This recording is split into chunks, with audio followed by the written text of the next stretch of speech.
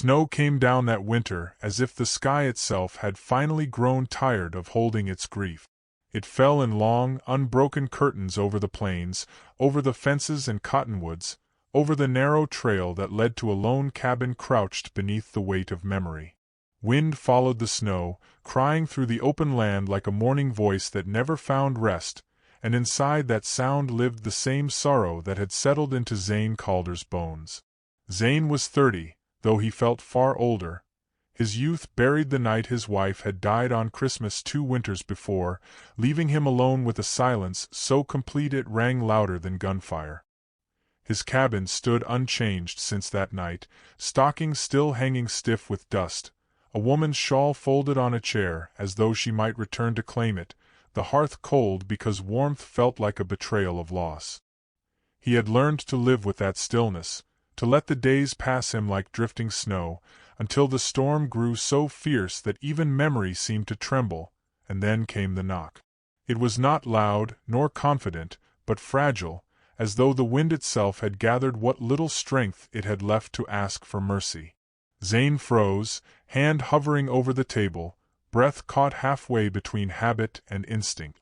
No one came here anymore. No one ever did. Another knock followed, weaker than the first, and something in him, older than grief, older than fear, answered before his mind could stop it. He opened the door, and the storm rushed in, carrying with it a young native woman no more than 23, her dark hair crusted with snow, her clothes soaked through, her eyes lifted toward him with a mixture of terror and quiet dignity. Her name, he would learn later, was Kiona, but in that moment she was simply a human being standing at the edge of collapse. Her lips trembled as she spoke, voice nearly lost to the wind. "I seek refuge, even just until the cold steps back." The words struck him harder than any accusation, because they asked for nothing more than time, and time was something he had learned too well how to endure. He hesitated, grief and responsibility wrestling in the narrow space of his chest, then stepped aside and let her in, unaware that the storm had just rewritten the rest of his life. He gave her dry clothes without looking too closely, set a pot of soup on the stove, and kept his distance as though closeness itself might shatter what little balance remained. Kiona accepted everything with quiet gratitude, her movements careful, as if she had learned that too much presence could be dangerous. As she warmed herself by the fire, her eyes drifted through the cabin, noting the shawl, the photograph with its cracked glass, the Christmas decorations that had never been taken down because taking them down would have meant admitting something was over. She did not ask, and Zane did not explain, yet something passed between them in that silence, a recognition of loss so deep it needed no words. The snow worsened, sealing the world outside, and days folded into one another with a slowness that felt almost sacred. Kiona began to cook, to sweep, to bring warmth back into corners the cold had claimed, not as a guest seeking favor but as a soul repaying kindness with care. Zane repaired her torn moccasins one evening, his fingers steady, his heart less so, realizing only afterward that it was the first thing he had fixed for someone else since his wife's death. At night they sat by the fire, the silence between them no longer sharp but shared, and he wondered, without daring to ask, whether two people this broken could ever keep each other whole. It was on a night when the snow fell thicker than before, pressing against the windows like a listening crowd, that Kiona finally spoke of the weight she carried. Her story came in fragments, each one carefully offered, as though she feared the truth itself might turn on her. Her mother had died bringing her into the world, her father years later, leaving her alone with a grief she learned to swallow early. She had worked for a year in the house of a tribal chief, doing everything asked of her, until something went missing and blame found the easiest target. She had been accused, shamed, driven away with no proof and no mercy, and now she traveled not toward a destination but away from ruin. Zane listened, his expression unreadable but his eyes dark with something that felt like recognition. Outside, unseen in the snow, a rancher paused long enough to hear the truth spill into the night, and the wind carried it farther than either of them knew. When Zane fell ill, it came without warning, a fever that stole his strength and dragged him into delirium. Kiona did not hesitate. She cooled his burning skin with cloths dipped in snowmelt, whispered prayers learned from her people, brewed herbs she had carried out of habit more than hope. She stayed awake all night, fear gnawing at her as she watched his breath rise and fall, terrified that the man who had given her shelter would slip away before she could return the gift.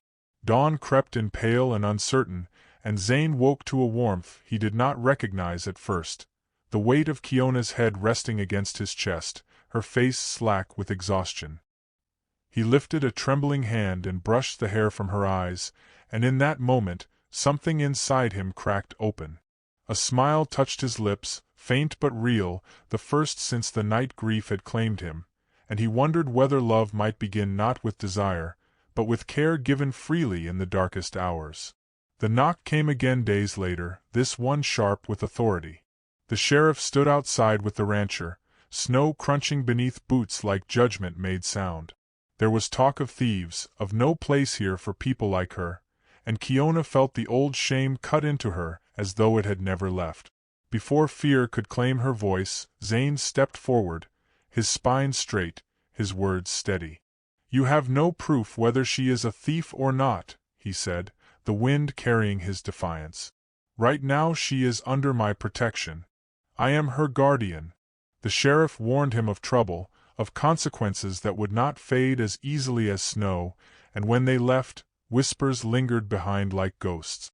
That night, Kiona packed quietly, love tightening painfully in her chest, believing that leaving was the only way to keep Zane safe, even if it meant breaking herself all over again.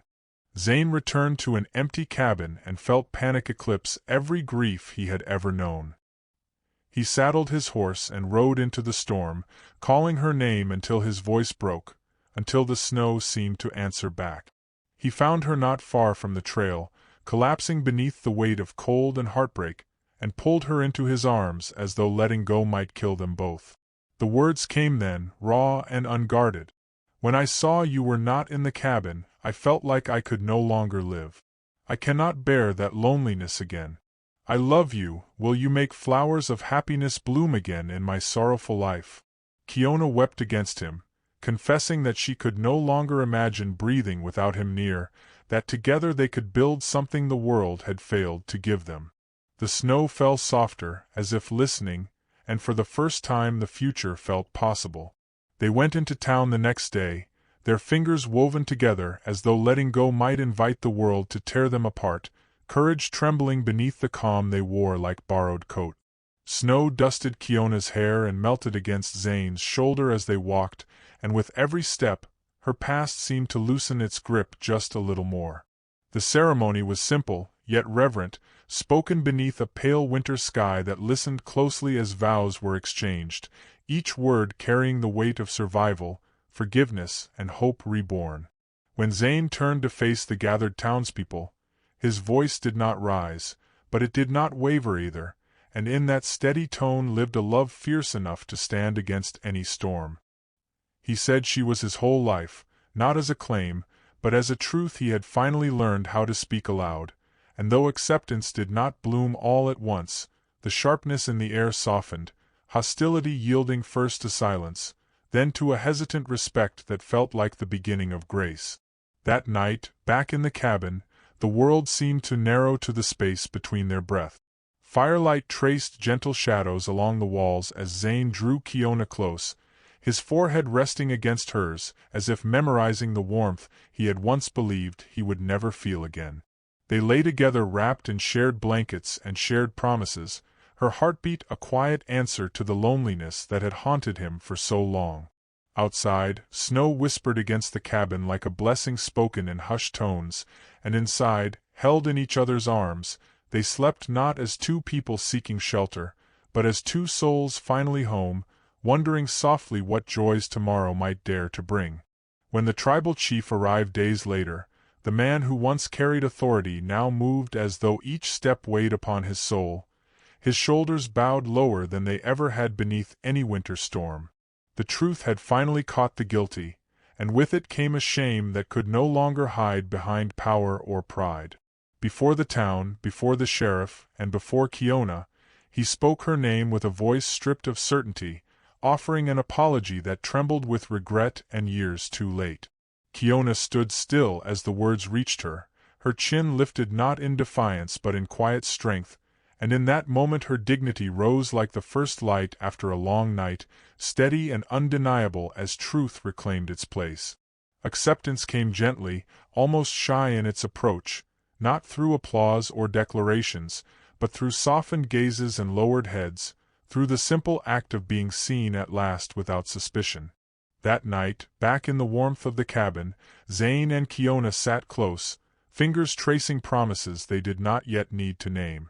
They spoke of forever in murmurs meant only for each other, laughter weaving through their words like a fragile music reborn. Love no longer felt like something that might break if held too tightly.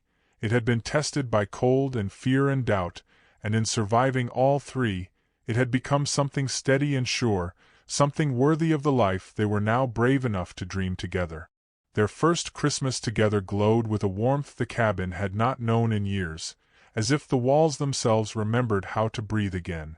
Firelight flickered across evergreen branches and simple ornaments, and the scent of warm bread and pine mingled in the air while snow drifted lazily beyond the windows. They cooked side by side, brushing hands by accident and smiling as though each touch were a small miracle, and when music hummed softly from Zane's lips, he drew Kiona into a slow, gentle dance, her laughter resting against his chest like something precious and newly found. They exchanged simple gifts, tokens made meaningful by the love behind them, and in her eyes Zane saw a reflection of a life no longer defined by loss. As the evening deepened, he held her close and understood that grief had not disappeared. It had changed its shape, melting into gratitude, into the quiet joy of sharing warmth with someone who chose to stay. Kiona rested her head against his shoulder, listening to his steady heartbeat, and in that sound she found a belonging deeper than any place could offer. She belonged not to the land that had once cast her out, but to a heart that welcomed her without question, and together they watched the snow fall softly, wondering with gentle hope what new wonders love might still be waiting to give. And if there is a lesson buried beneath that long, unforgiving winter, it is one the heart learns before the mind ever does.